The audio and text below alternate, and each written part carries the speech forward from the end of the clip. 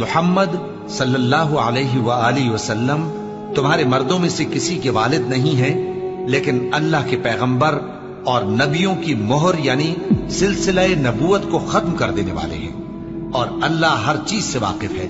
اے اہل ایمان، اللہ کا بہت بہت ذکر کیا کرو اور صبح و شام اس کی پاکی بیان کرتے رہو۔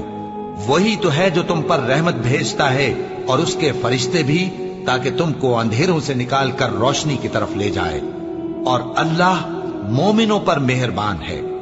جس روز وہ اس سے ملیں گے تو ان کا تحفہ اللہ کی طرف سے سلام ہوگا، اور اس نے ان کے لیے عمدہ ثواب تیار کر رکھا ہے۔ اے پیغمبر، ہم نے تم کو گواہی دینے والا اور خوشخبری سنانے والا اور خبردار کرنے والا بنا کر بھیجا ہے، اور اللہ کی طرف اسی کے حکم سے بلانے والا اور چراغ روشن۔